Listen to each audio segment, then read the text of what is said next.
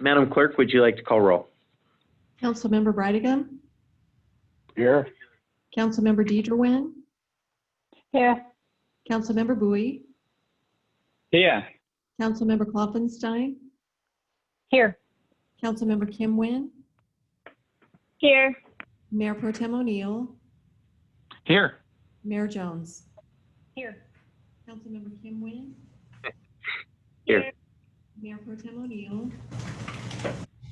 Back is out. Here. Here.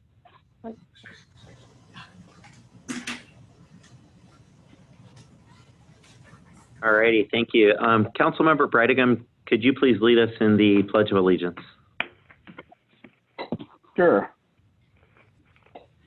I pledge allegiance to the flag of the United States of America and to the republic for which it stands, one nation, under God, indivisible, with liberty and justice for all. All righty, thank you, sir. We'll go to presentations. We do have Jackie from the Registrar's Office here to give a presentation regarding 2020 voter information. Please go ahead.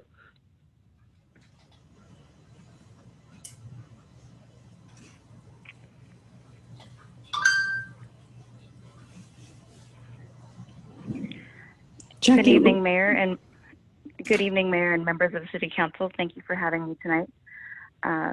Again, my name is Jackie Wu, and I'm the Community Outreach Manager with the Orange County Registrar of Voters Office. So just as a recap, since I don't believe we've had the chance to come back and present after the March primary election, I did want to give a little overview. For the March 2020 primary election, we had the highest presidential primary turnout since 2000, with 50.1% turnout. And of that turnout, 82% of voters voted by mail and 18% of voters voted in person at vote centers, mostly on election day. And in comparison, there was less than 10,000 conditional voter registration or provisional ballots in comparison to 140,000 plus provisional ballots in the 2018 general election. On slide 3, you can see that although we did have lots of return by mail, we did have a lot of voters take advantage of the use of the new ballot drop boxes as well as vote center drop off of their ballot as well. On slide 4, you'll see that in comparison between permanent vote by mail voters, they consistently continue to vote it by mail, but for non-traditional vote by mail voters, they were able to take advantage of the opportunity to vote by mail when we automatically sent them, which is now one of the requirements in the vote center model. So that's a bit of a recap for the March primary. And now as we head into the November 3rd, 2020 general election, there have been major changes to voting and elections due to COVID-19. In Orange County, we were fortunate to have some experience with conducting elections with the City of Santa Ana recall election as well as the City of Westminster recall election. So we did have some experience with election administration in the era of COVID. For the November 3rd general election, we plan on having between 167 to 170 vote centers, and all will operate for 5 days, starting on October 30th and up until Election Day, November 3rd. We also plan to operate 116 ballot drop boxes. On page 6, just as a recap, in the vote center model, all registered voters will receive a vote by mail ballot with a prepaid postage return envelope. Voters will have choices such as mailing their ballot back, voting in person, and dropping off their ballot at any vote center or ballot drop box throughout Orange County. And in the vote center model, we no longer use volunteers or poll workers to assist voters at vote centers. Instead, we hire professional staff that undergo training, background checks, and live scan, just like any county employee. As a recap for what services voters can receive at a vote center, they can register, update their address, or change their party. They can vote in person or drop off their ballot, get a replacement ballot, receive language assistance, or use an accessible ballot marking device. Many of these services voters weren't able to receive in the past at a polling location and would have to come to our office in Santa Ana. Now, under the vote center model, voters have the ability to receive much more services at the vote center that they're at. On slide 8, I go a little bit over vote center security. In the past, at polling places, we used paper rosters, so we weren't able to do real-time updates. Now we can with electronic poll books and utilize electronic check-in. We maintain very strict controls, chain of custody, and tamper seals to ensure that there's accountability when there's handoff between ballots and equipment. And we also use the same data encryption as law enforcement. On slide 9, we go over some of the health and safety precautions that we've taken at vote centers. We're now requiring our spaces for vote centers to be much larger. We are creating a new site layout for every single vote center to maintain physical distancing within. We are equipping vote center staff and also the site itself with cleaning supplies. Customer service representatives working at the vote center will be trained on providing frequent, regular cleaning and disinfecting throughout the entire vote center and its equipment and supplies. And we will also be providing them a daily cleaning checklist. On slide 10, this is a preview for Garden Grove. The voter registration as of September 5th, 2020 was 79,319. And under the vote center model, that would be 1 for every 10,000 voters for a vote center. So that would be 8 vote centers.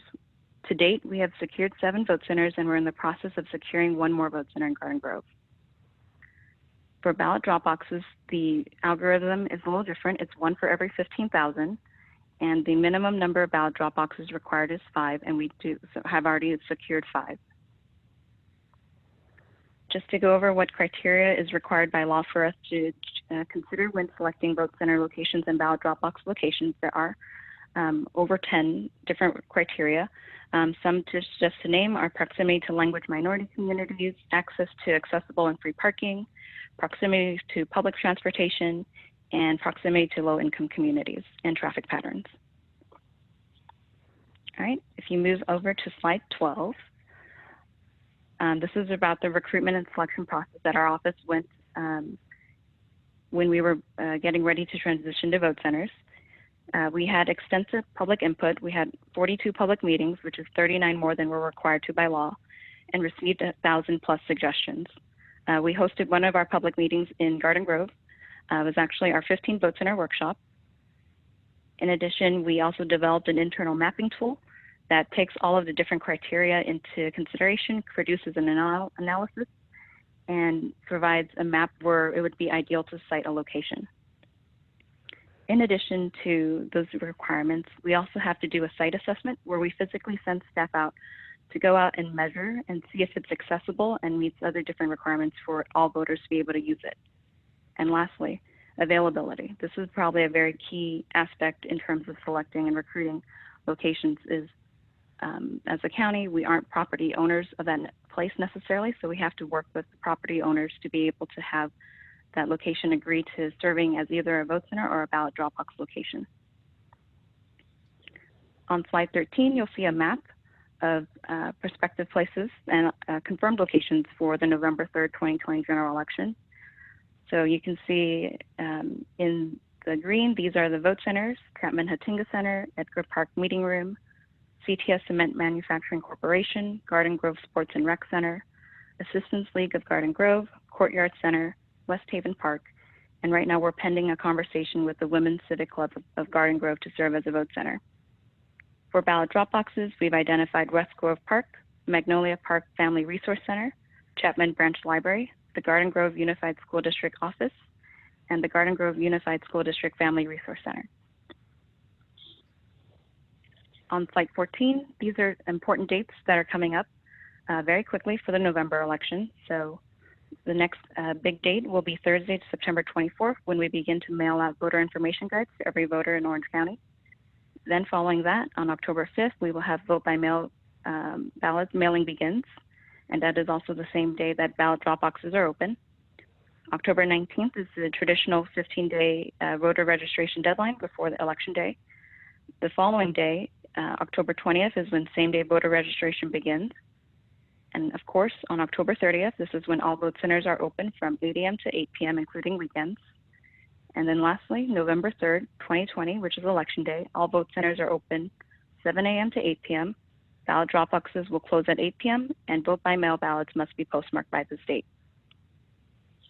Lastly, I included on slide 15 more information on how you can reach out to us. Our website, of course, ocvote.com, and we're also on social media in case anyone would like to follow us and see what we're adding on there too as well.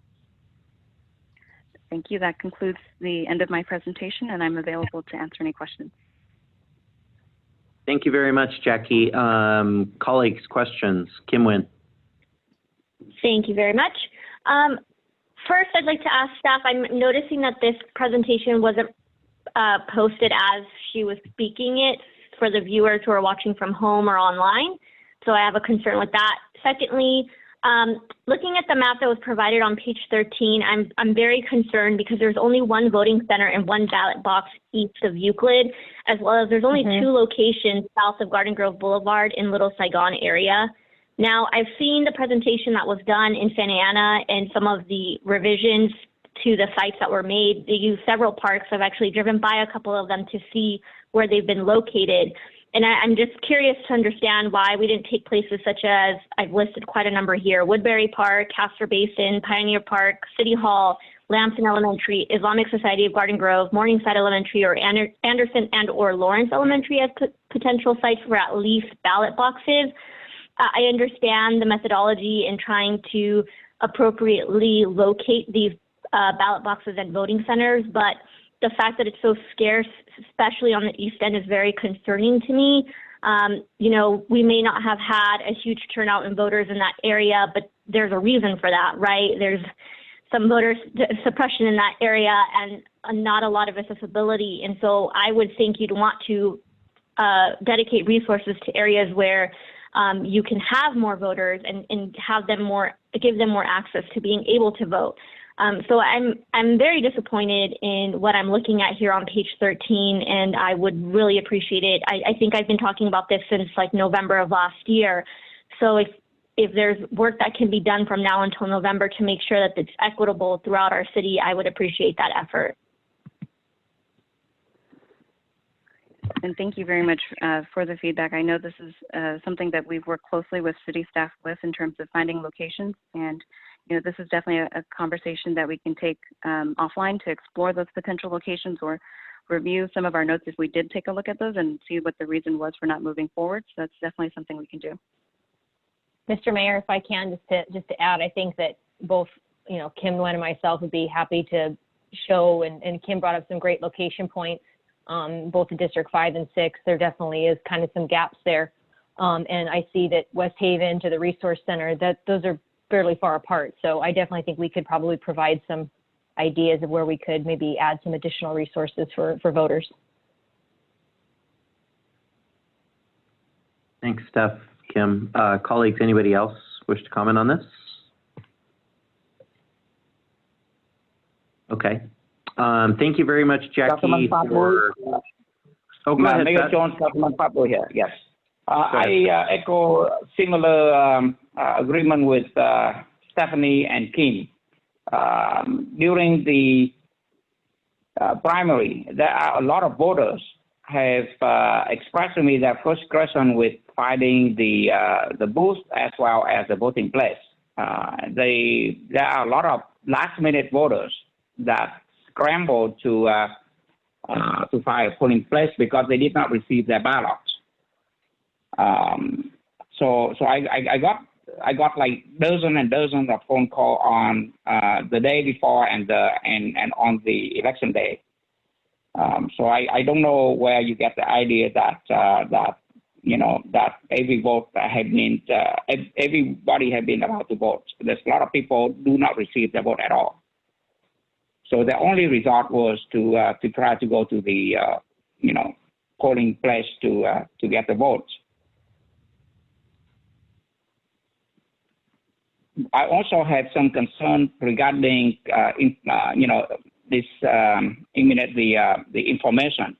A lot of people, especially the elderly, the seniors, do not have access to the internet, and so when they do not receive the vote, they don't know where else to turn to. And if they call us, we, you know, we cannot respond to them because our capability is very limited. So I think the registrar needs to do a much better job this time. And thank you for the feedback. We are planning to send 2 mailers out to every single voter in Orange County on top of the voter information guide and the vote by mail ballot. So we are making lots of efforts to reach out to the community and inform them of the changes. Okay. Well, when a lot of people call us and tell us that they do not receive even the ballots, how could we be sure that they will receive the mailers? Sure. So one good thing that we advise all voters is to, check their voter registration record with us to see if their mailing address is up to date. Sometimes that might be something that people, they may move somewhere, but they may not remember to update their registration address with us. So that's something that I recommend. And also, we do have a program called OC Ballot Express that you can track the moment that your ballot leaves our office, is picked up by the USPS, is scanned into their system, and is out for delivery. So that's something that they can track to ensure it gets to their home. And if it says delivered, but they didn't receive it, they can take action right away and call us and notify us that they need a replacement ballot. Sure. And certainly there are a lot of cases like that, right? That people move without, updating their voter registrations. But there's also other cases. There are also other cases because the registrar rely on the post office to deliver. And we know, with so much mail, I'm not saying this to discourage the post office. They work very hard. However, they can do only that much. So I have heard that there are a lot of ballots that being returned back to the registrar, or even there was some on the Voice of OC or the registrar during March that the registrar even sent the information incorrectly to people who are renewing their driver license. So how does the registrar will do differently this time to make sure that the risk will be for people who do not receive the ballots, or the wrong people receive the wrong ballots, will be minimum? So do you have any plan for that? So we do maintain a very close working relationship with the post office and headquarters in Santa Ana. So they are aware when we're planning to bring, our large pallets of vote by mail ballots to go out to them. If we notice that there is a trend, in terms of undeliverables, or that people are reporting not receiving their ballot, we can use that data to track down to which carrier that is, and determine if there is something going on that we need to be involved with. So there are some security controls in place that we can monitor to see if there is something going on. Okay. One other question before I turn the floor to back to the mayor. I have been at a few recount efforts, and I watch over staff who, compare signature on the envelope with the signature, in the system. And a lot of time I see that we do not require a close match. As long as some of the character in the signature match 100%. For example, if the name is John Smith, as long as there are a few letters, 3 or 4 letters, for example, of that signature line match with the one in the signature store at the registrar, that will be acceptable. So with having said that, it is very easy for people to try to mimic someone's signature, and it does only take just a partial match. It will be allowed. So how does the registrar this time will make sure that the ballot is actually from the voters?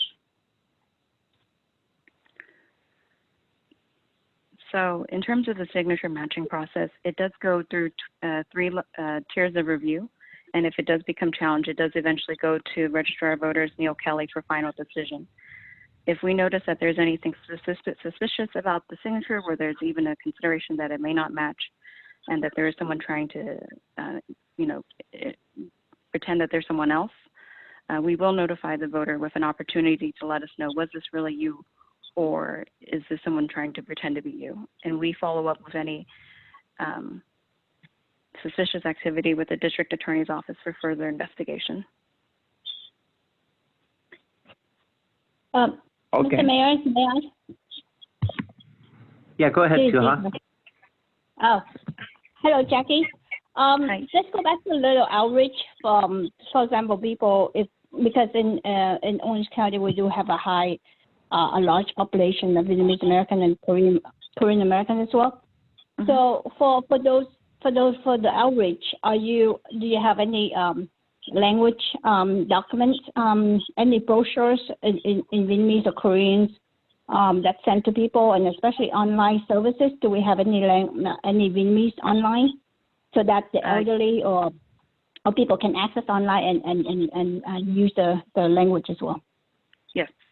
So our website is translated into 4 other languages that are required by the Department of Justice, which includes Spanish, Chinese, Vietnamese, and Korean. In terms of the marketing materials that we'll be producing, they will also be in those 4 languages that I just mentioned. We have finished recording commercial videos that will be aired on cable television, ethnic media, ethnic radio, and we are also planning to do print ads in newspapers as well. Okay. So and also billboards and public transit. Sorry, and what about people? But it's a phone like calling in.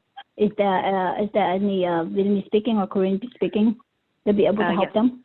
Yes, we have full-time permanent staff in our office that speak Vietnamese and Korean, Spanish, and Chinese. Thank you so much. That's all I have, Mr. Mayor. Thank you. Any others? Or should we move along? All right. Thank you very much, Jackie. We appreciate your time and the presentation. Great. Thank you very much. Oh, I'm sorry. One last thing, and this is, I think, more for Terry, but is this information going to become available to the public through our website or any other sources so they can see the presentation that we were given? Yes, we'll have that uploaded tomorrow under the 2020 general election information. And we also have links to the county registrar's website as well, and a list of the ballot boxes that currently exist in the city of Garden Grove. Great, thank you very much. We'll now move on to oral communications. Terry, do you have any cards or speakers there in front of you? We do have 3 speakers tonight. Our first speaker wanted to speak about item 4A, which the public hearing item is closed. So I'm gonna go ahead and call their name for oral communications, and that is Layla Trong.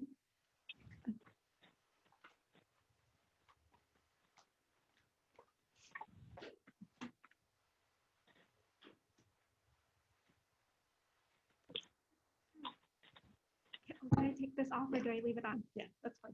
Okay. Oh, sorry. My name is Lola Trong. I'm from the office of Congressman Lou Correa. I'm here today to read a letter. Dear Garden Grove Mayor, Steve Jones, and Council, I write to you in support of Agenda Item 4A on your Council agenda this evening. As stated during the previous City Council meeting, accessory dwelling units, ADUs, and junior accessory dwelling units, JDUs, provide an affordable housing option that is essential to meeting the state's growing housing crisis. There is simply not enough new housing supply to keep up with the increasing demand and costs in California. Affordable housing is a middle-class working family's problem. We must do our best for all residents within the city and provide them with housing options so that they can continue to live and play in Garden Grove. Therefore, I ask this council to review and approve this ordinance with the proposed revisions that best reflect the needs of the city and its constituents. Sincerely, Congressman Lee. And I also sent a letter today congratulating on the community development block grant to the city as well. Thank you for your time. Thank you, Lala.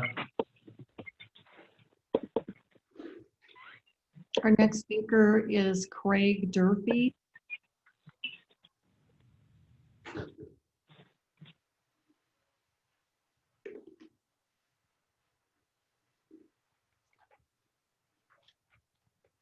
He's on his way in.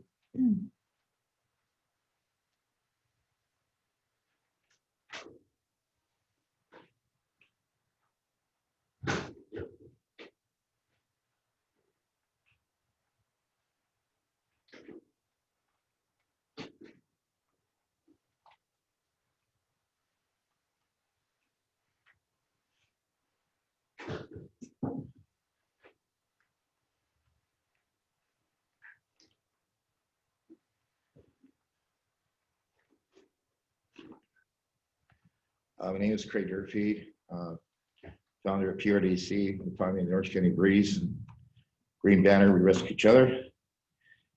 Tonight, because of limitation of 3 minutes, I request that I have this on the agenda. 2 items. City attorney, from my attorney to the City of Garden Grove, regarding mixed use, chapter 1.818, and also in there, there's further explanation about Dixie and Berkhurst to Chapman. Since I don't have representation, since John will not provide me his time, I'm asking you to, since 2012 on up, there has not been any action of the council or planning to address the permitting of OCTA to use the facility, the power lines. There's steel beams without the skirt. The letter has been given to OCTA chairman and the board. So it is according to the letter to the attorney. Hope you read it with pictures of the violation. The next thing is about my constitutional rights to the issue of the attending meetings and have access and have my correspondence being noted. I will give 300% thank you to the city clerk, Teresa Palmer. She does an excellent job. But there is issues, and I would like to save my 3 minutes to have this put on the agenda. I've sought legal advice, and I'm seeking a legislative body to help me. I hope that you will understand I don't do this lightly, but it's just been going on for some time. The other thing is your federal money in 2020, unless you come up with a local 5-year plan for reducing fatalities or a zero tolerance, you will not get any more money. You will not qualify. You see, after transportation, when Mr. Stiles stated where they're forcing pressing down us, it's also from the Federal Highway Administration. And I've done everything I can for this city, and it's up to the administration and the city council to have a meeting of what you're expected to do. You wrote a grant for $10,000 and it was incorrect the way you wrote it. I have all the records. And so you need a grant writer based on the October of your the park recommendations and such that it's only to your benefit. There's a lot of grants out there. And I hope that this council realizes that I don't get paid for this. I'm trying to save lives. And so far we have a high fatality rate in your manuals. So John, I wish you luck in your election, but you don't represent, other people are saying the same thing. I hate to do that, but look, I need a representation in these issues and I can't reach them. So Mayor, I hope you'll find somebody on the council who has in the past been reaching out. I hope you'll put a flag on the Dixie and Berkhurst to honor our veterans. The Korean War of Joe from Quicksilver had a Korean War breaking down, groundbreaking, and they had masks on. I don't know why the October of your park commission has to wait. Thank you. Thank you very much.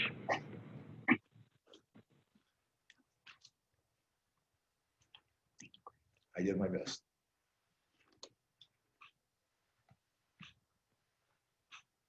Our next speaker is Gina Nguyen. Actually, she's our last speaker. Gina Nguyen.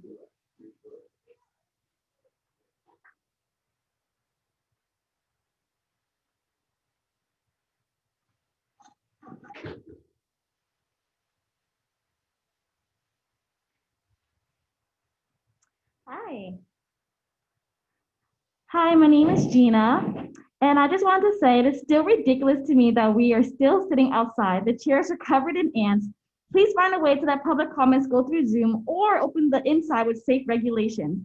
Reading our emails isn't good enough because it is all just shortened, summarized, and I highly doubt you guys take your own time to read it. Mr. Mayor, I'd like to see you campaign a little harder because I truly am rooting for you. Councilman Bowie is too against the community and instigates against the movement far too much. I've been looking around for your signs.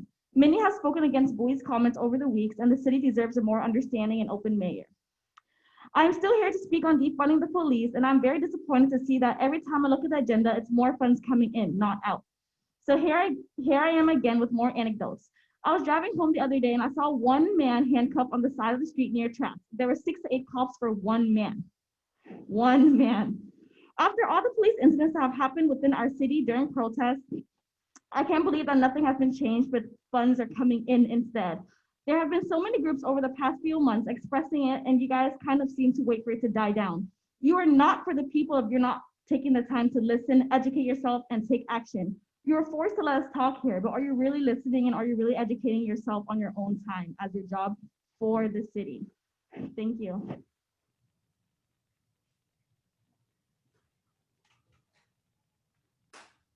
Mayor and council, that was our last speaker for tonight. We did receive written comments that will be posted online. The first is from the letter from Congressman Lou Correa. He is in support of passing an ordinance approving amendment number A 27-2020 that provides affordable housing options with accessory dwelling units and junior accessory dwelling units. We also received emails requesting support for the diversity, our narrative Garden Grove Unified School District campaign from Tran Nguyen, Leslie Rivera, Mariela Vasquez, Connie Tran, Anna, and Ashley Dow, who also supports a Garden Grove Youth Commission program open to all. And Mr. Craig Durfee sent an email regarding the OCTA right-of-way property that has been named the Medal of Honor Bike and Pedestrian. Mr. Craig Durfee sent an email regarding the OCTA. And we received an email from Nicholas Dibbs in support for Youth Commission, and this item was provided past the cutoff time for submitting written comments at the August 25th, 2020 meeting, and has been added to the written comments for tonight's meeting. And Mayor and Council, that's all we have. All righty, thank you very much, Terry. So that concludes oral communications, and we will now recess and conduct successor agency. Madam Clerk, may you please call roll? Member Bridegan. Here. Member O'Neill.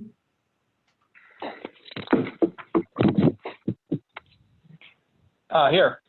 Member Deidre Nguyen. Here. Member Klopfenstein. Here. Member Kim Nguyen. Here. Vice Chair Bowie. Here. And Chair Jones. Here. All right, thank you. We already did oral communications, so we'll move on to consent items. Recommended that 2A through 2C be acted on simultaneously. Does anyone like to make a motion?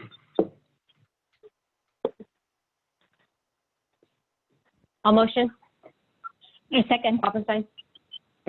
Mr. Mayor, Yeah, George, please go ahead.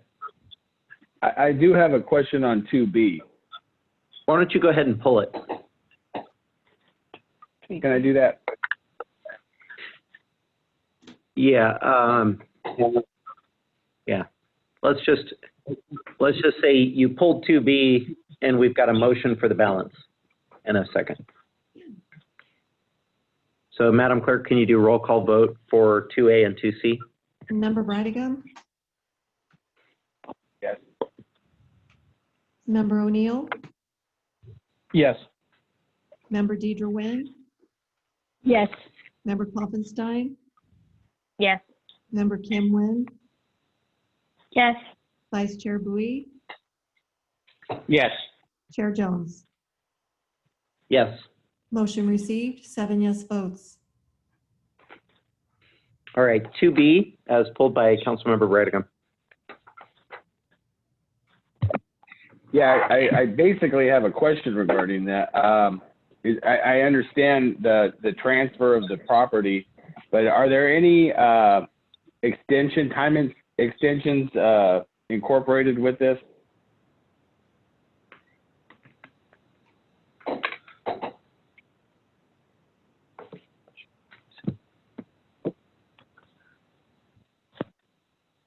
Honorable Mayor and members of the council, this is Lisa Kim, Assistant City Manager and Community and Economic Development Director.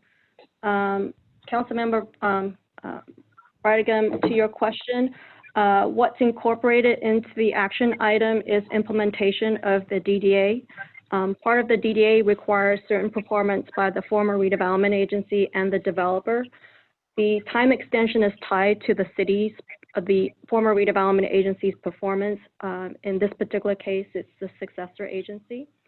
So the way the timing works is upon completion of some of the activities, which includes demolition of the existing improvements and clearing the site, then it triggers closing of the phase 2 portions of the property. So I hope that answers your question. It partially does. I guess what I'm asking is, are we giving the developer any more time than what was previously agreed to? I believe we are performing in accordance with the requirements of the DDA. So there was performance requirements as it relates to clearing the sites of the previous commercial use. And that is very specific and detailed in the DDA, and that is a condition of conveyance of the phase 2 portion of the real estate. So there was some delay associated with that, and the State Department of Finance also acknowledges that as they approved as part of the ROPS budget, the funding to clear the site. So, yeah. This is Councilman Bowie. If I may follow up with George, Councilman Birmingham's question, but I don't know if he's still not clear on the answer to his question. Do you have any other question follow up, George? Well, basically, I asked a yes or no answer, and I got a kind of convoluted answer. I asked a yes or no question. Are we giving them more time than what was agreed to or not? That's all I need to know. No. Thank you. Councilman Bowie, I have a few questions. The very first question is, a lot of this project was approved prior to the time I and many of us came to this city council. We have very little information about them. But one of which surprised me that I saw in there is the cottage, Catella Cottage, and that was on page number, let me see, page number 9, I believe, page number 11. And then later on down to page number 15, I saw a bunch of properties listed under Catella Cottage, and some mentioning about Brandywine. Are these cottage, Catella Cottage, how do they relate to Brandywine? So, relating to Catella Cottages, that is an earlier action item that was on item, I believe it is 2A of the consent agenda. So the successor agency board has acted on that. So that's what that particular item relates to. If you're referring to the attachment associated with the long-range property management plan, is that what you're looking at, Member Bowie? Mm-hmm. I just needed clarification so I can reference the appropriate document. Yeah, it's listed here on continuously on the attachment, so I'm not really sure which attachment related to what.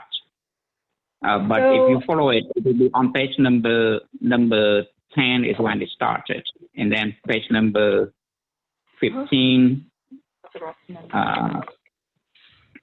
is when they list the cottage industry. Okay. The item that you're referring to is the Catella Cottage item. which is item 2A of the successor agency agenda. It's not related to the matter specifically under the Brookhurst Triangle transaction. Okay, but can you also clarify that for me? Sure. This relates to an action item relating to the RAP budget. We are trying to recoup approximately $700 from a prior year ROP, so this is a technical cleanup item. This item was approved last fiscal year under last year's 1920 ROPS. This is a cleanup action to make sure that the successor agency is reimbursed for that portion of the cost, $700. Yes, I know about the $700. That's why I didn't raise the issue back then, because it's a small number. But I just want to ask you to explain to me, what Catella Cottage is. Is that Brandywine with that 20 property? Brandywine with the developer. So I'm going to defer this to our team to answer. Is Cottage Industries? There's all kinds of transfers. But, So I'm going to have Greg maybe speak to that, if I may. Greg Blodgett will be available. that was the Councilmember Bowie. This is Greg Blodgett, Economic Development Manager. So yeah, Catella Cottages was Brandywine Development. That was the developer for the project, for that project up on Catella. It was an agency project. Okay, I got it. I just want to know that because that was done quite a few years before my time on the council. I had very little information about it. And based on the attachment, I think that the two of them are related. But thank you for the clarification. That's all my question for that particular item. Back to the issue at hand about the Brookhurst Triangle. I think a few weeks ago, you had mentioned that the Brookhurst Triangle is asking for some time extension. And now you mentioned that they are not, by approving this, we are not giving them any time extension. I just want to make sure that that is the case. So that is one of the very important issues for me. Yes, we're following implementation of the DDA. So the DDA provides for the conveyance of phase 2 in subphases, and we are recommending and advising the oversight board and seeking concurrence by the State Department of Finance of that. A couple years or so ago, we also gave time extension to the B2 project and the Site C project. Are they still, and we did approve the extension for those projects. Are they asking for any more time extension or are they not? Councilmember Bowie, I can certainly go back and look at my notes. If I may get back to you, I do want to confirm that information, and I don't have that with me at this time. But we are not giving them any time extension other than those that we given them, a year or so ago. Correct. And the automatic extension of COVID for chairman. That's the only two that we're giving everyone, right? Correct. Okay. That's all I have for now. Mayor? Yeah, thank you. So we're back on 2B on this agenda again. So George, would you like to move it forward? Yeah, move approval. I'll second. Was that Stephanie? Okay. Madam Clerk, please roll call vote. Member Bridegan? Yes. Member O'Neill? Yes. Member Deidre Nguyen? Yes. Member Klopfenstein?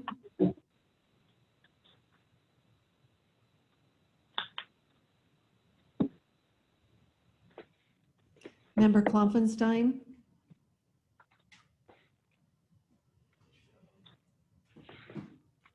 Member Kim Nguyen? Yes. Vice Chair Bowie, Yes. Chair Jones, Yes. Member Klopfenstein.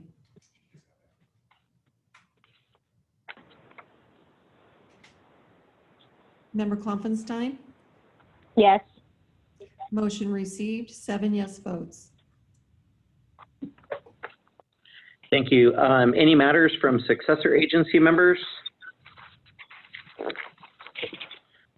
Okay, hearing none, we will adjourn back to City Council.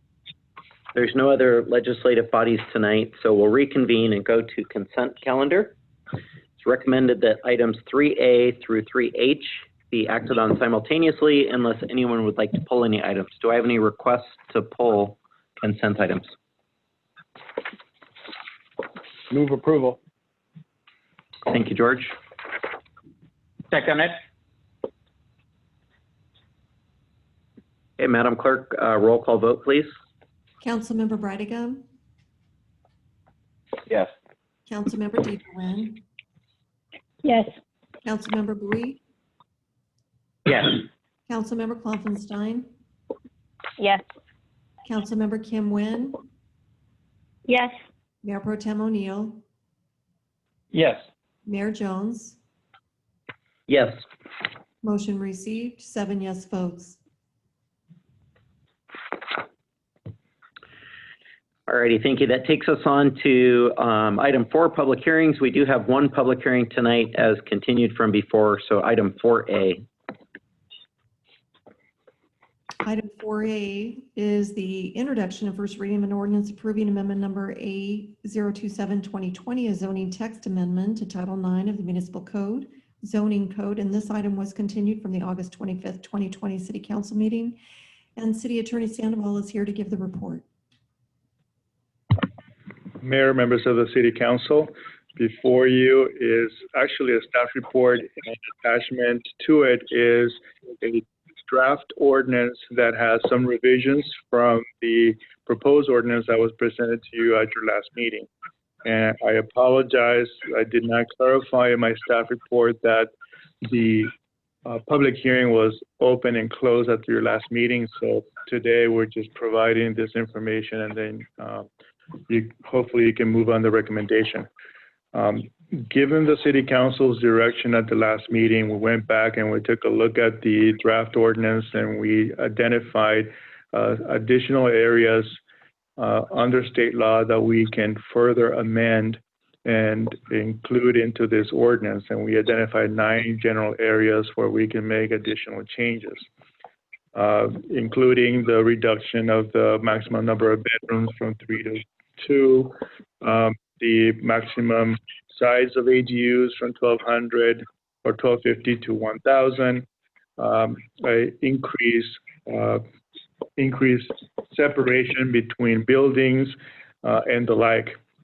Under state law and under our municipal code, whenever a zoning text amendment is presented to the council and changes are made, the City Council is required to send back those additional revisions back to the Planning Commission for additional review recommendation to the City Council.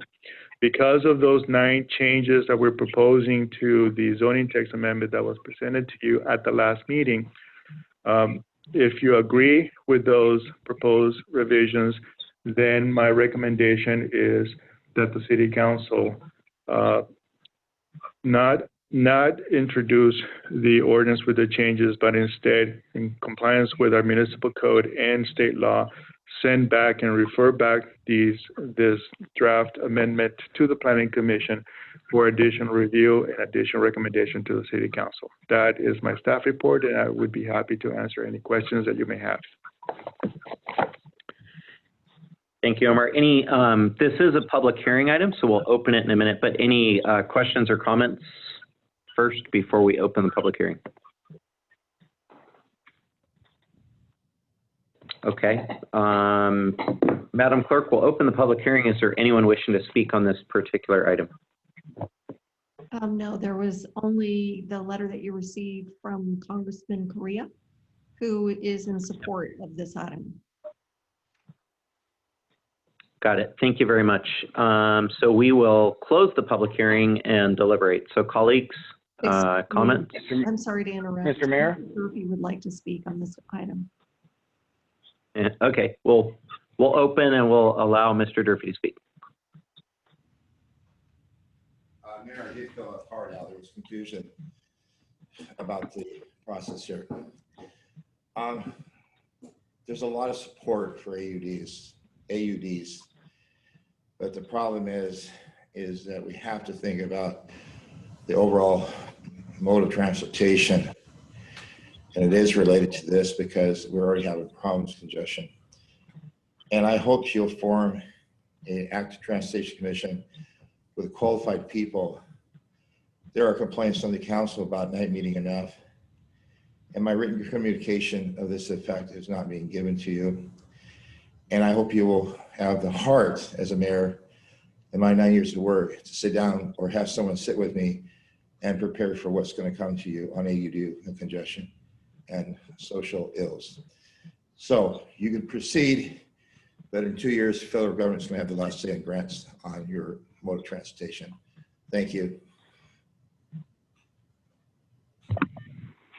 Thank you, sir. Terry, any others? No, there aren't any other speakers. Okay, we will close the public hearing. Colleagues. Mr. Mayor? Please go ahead, George.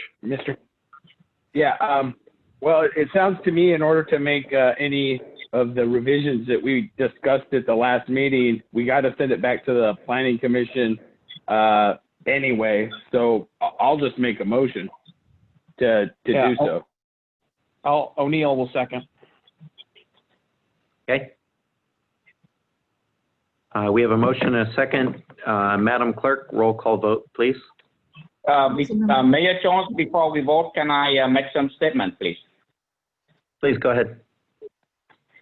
I think this is Councilman Fatboy. I think it is very important.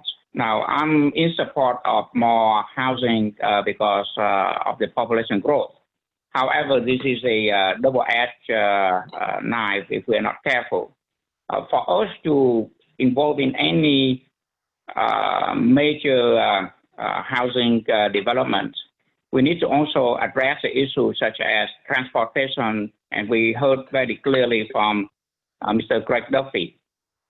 We also need to address many other issues involving parking, which become a major problem for so many neighborhoods. And, last but not least, we need to worry about infrastructure. What would it be for our road, which have been deteriorating over the past few decades, and sewage issue. Without having the, those kind of assessments and the solution for it, I think it will be irresponsible for us and even for our planning commission to consider this, this change to our zoning. I think that is very important. So not only we need to push it back to our planning commission as required by law, but I think we need to call upon them to do thorough study before making their recommendation to the city council. And that's all I have to say. All righty, thank you. Colleagues, any other comments?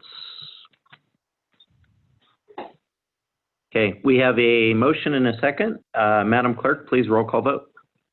Councilmember Brightigan, Yes. Councilmember Deidre Nguyen, Yes. Councilmember Bowie, Yes. Councilmember Klopfenstein, Yes. Councilmember Kim Nguyen, Yes. Mayor Pro Tem O'Neill, Yes. Mayor Jones. Yes. Motion received, 7 yes votes.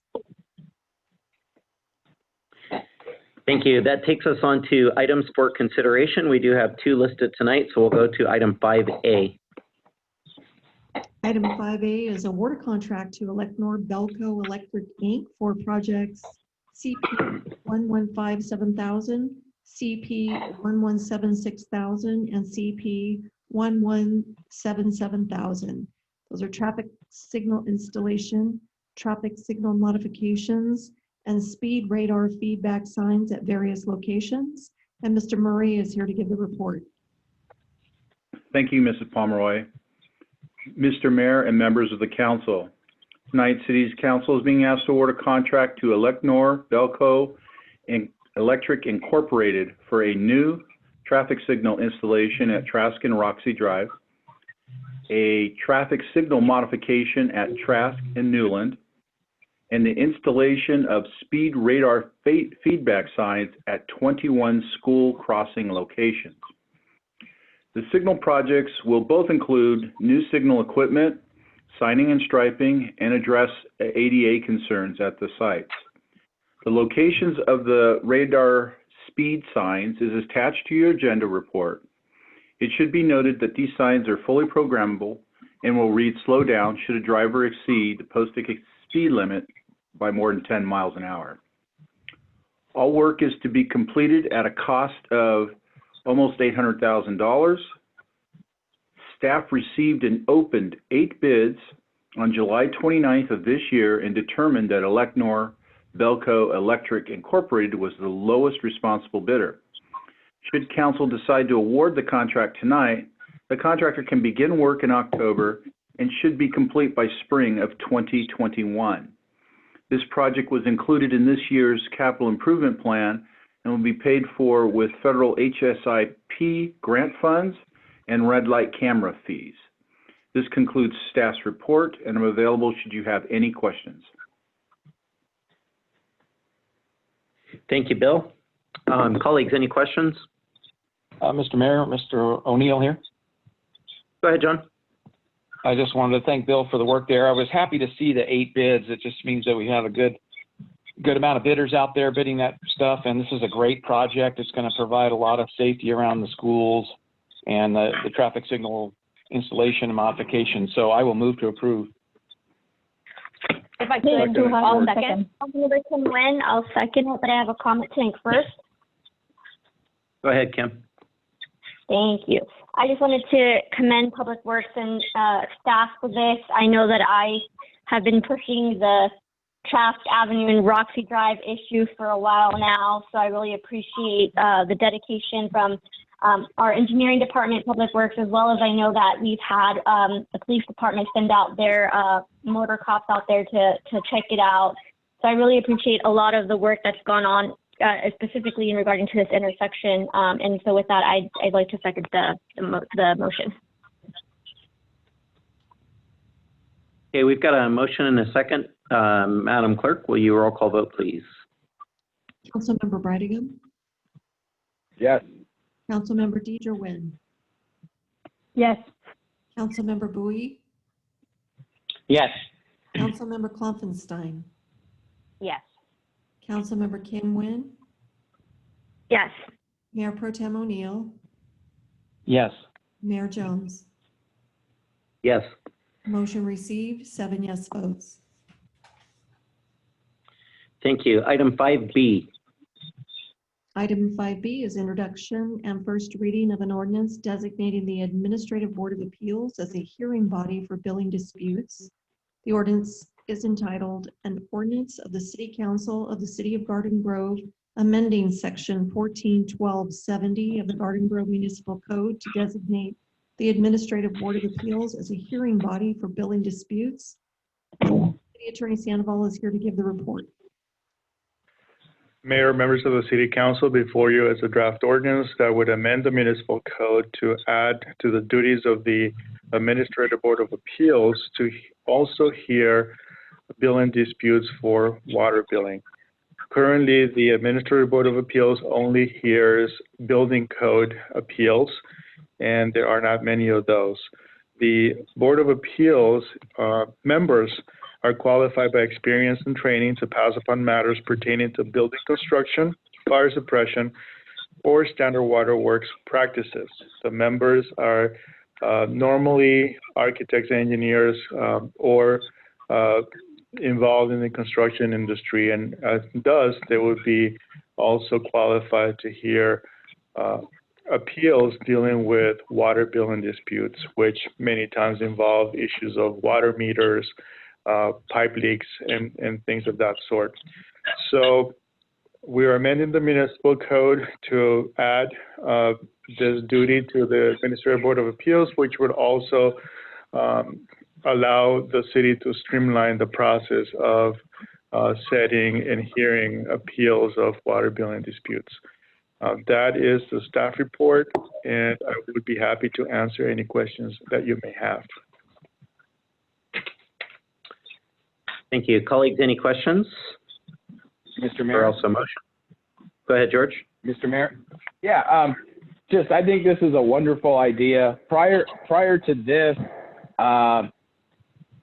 if one of our community members had a dispute with the city would just basically say, sue us.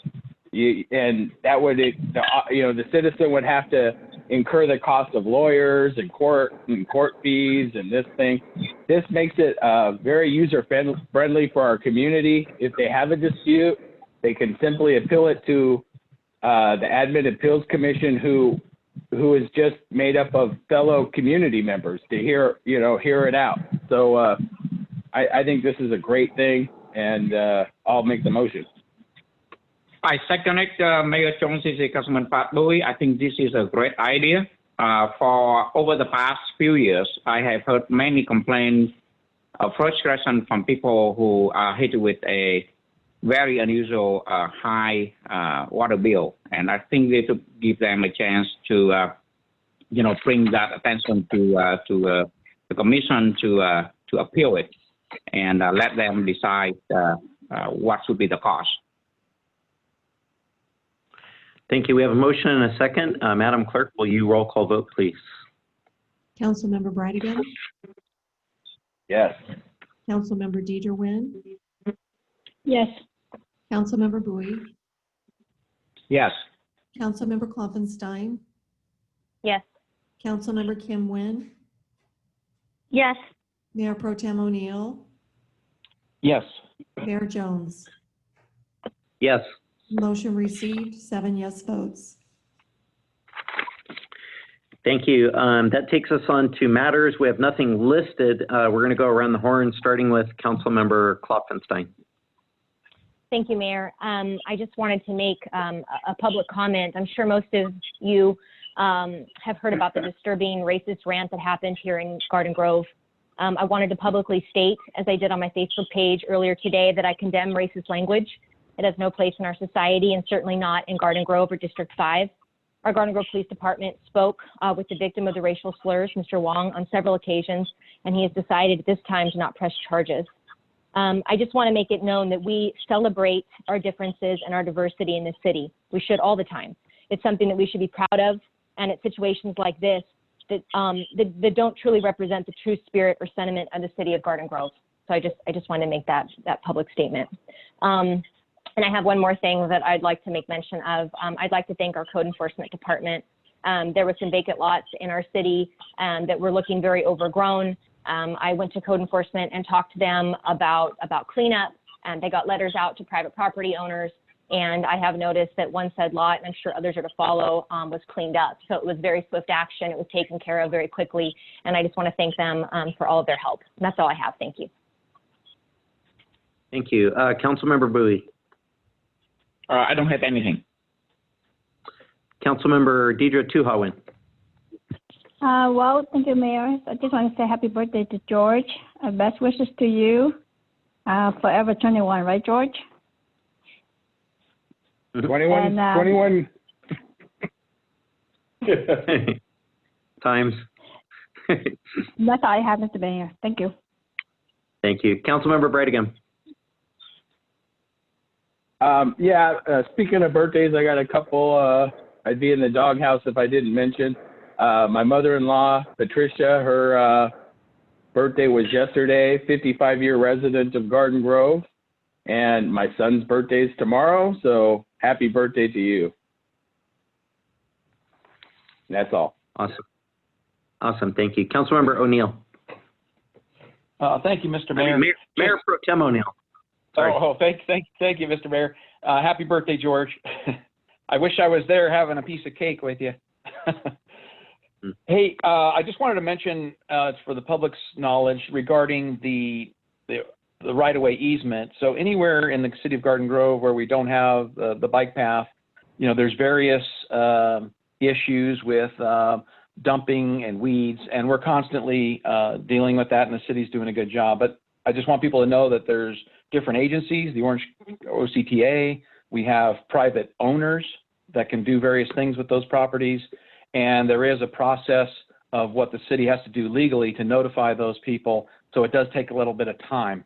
But anytime we can help make people aware that they need to clean up their sites, we will do that. So I just want to make people aware the wheels are always turning on that. It's a daily occurrence, and believe me that we'll get those lots cleaned up. If they don't do it themselves by a timely timeline, the city will do it and charge them for it. So that's all I have, Mr. Mayor. Thank you so much.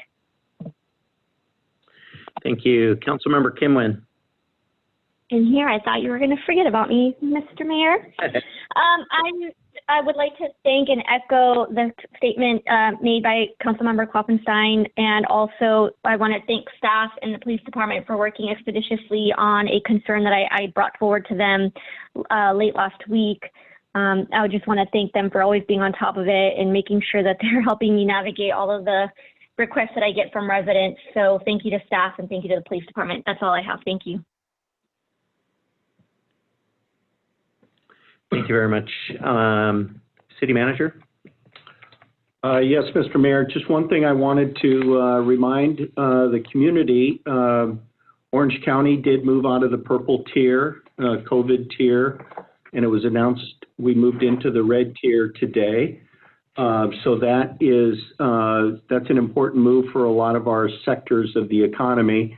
And I would just encourage people, I was speaking to one of our pastors in Garden Grove today, and he was happy to hear that now, besides just having outdoor services, they can have indoor services with restrictions. I think up to 25% of the parishioners can be inside.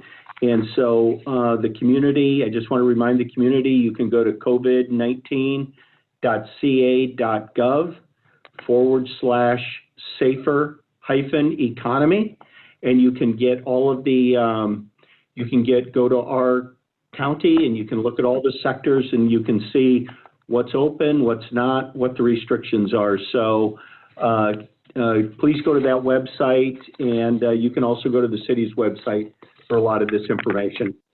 That's all I have, Mr. Mayor.